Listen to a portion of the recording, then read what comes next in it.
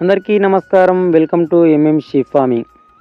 మనలాంటి ప్రతి middle class అబ్బాయిలు కోరుకునేది ఒకటే, అదే ఫార్మింగ్ బిజినెస్ చేయాలని. అంటే వ్యవసాయంతో పాటు డైరీ ఫామ్ లేదా కోళ్ళ ఫామ్ లేదా పొట్టేళ్ళ ఫామ్ ఉంటే బాగుండని. కానీ అది అందరికీ సాధ్యపడదు. ఎందుకంటే ఫార్మింగ్ బిజినెస్ అనేది లక్షల్లో కూడుకున్నది మరియు అది ఒక వ్యసనం లాంటిది. ఒక్కసారి దిగామంటే మళ్ళీ వెనక్కు వెళ్ళే ఛాన్స్ ఇవ్వదు. కానీ మనకు చేయాలనే పట్టుదల ఉంటే మాత్రం దయచేసి చెబుతున్నా, మీరు మొదలు పెట్టండి. ఇందులో నష్టాలు ఉంటాయి, కానీ నష్టాన్ని కూడా దాటామంటే మనం సక్సెస్ అయినట్టే.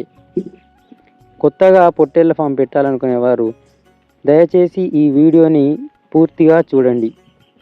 అప్పుడే మీకు కొంత ఆలోచన వస్తుంది, ఎలా పెట్టాలి, ఎలా సక్సెస్ అవుతాం అనేది.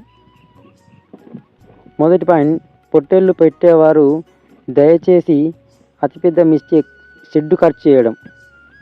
ఈ షెడ్ అనేది కొంచెం తక్కువ వేసుకోండి.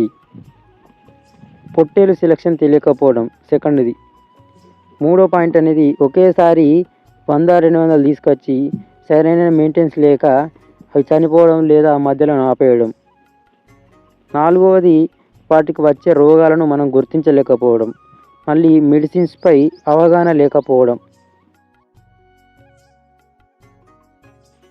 ఈ మెడిసిన్స్ మనకు రావాలి. ఇంజెక్షన్స్ ఎప్పుడు అవసరం ఉంటాయి. ప్రతిసారి ఎవరైనా తీసుకొచ్చి వేయించుకుందామంటే వాళ్ళు రారు. ఒక్కసారి 2 సార్లకు వస్తారు, నువ్వే వేసుకో అంటారు.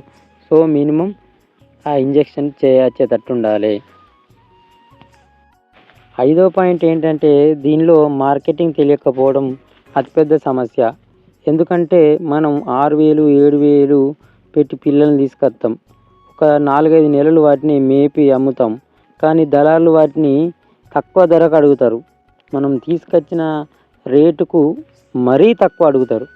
మనం 7,000-8,000 తీసుకొస్తే కూడా వాళ్ళు మళ్ళీ అడగంగా అదే 7,000-8,000 అడుగుతారు. సో మనం పెట్టిన ఖర్చు మొత్తం దానా ఖర్చే కానీ, మందుల ఖర్చే కానీ, మనం వాటి కోసం ఉండే రోజువారీ ఉండే ఖర్చే కానీ, వాటిని ఎవ్వి మనకు లెక్కలు తీసుకోరు. డైరెక్ట్ మనం 7,000 తీసుకొస్తే మళ్ళీ 7,500తోని అట్నే అడుగుతారు. ఎందుకంటే వాళ్ళు కిలోల లెక్క అడుగుతారు. కానీ మనం తీసుకొచ్చేటప్పుడు ప్రాణం లెక్క తీసుకొస్తాం. చిన్న పిల్లకు సైతం అదే 6,000 7,000, ఇంకా జత 16,000 17,000 ఎట్టి తీసుకొస్తారు.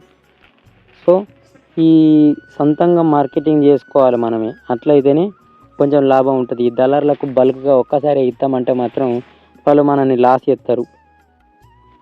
మార్కెటింగ్ మనమే తెలుసుకోవాలి. మన ఊళ్ళో వాళ్ళకు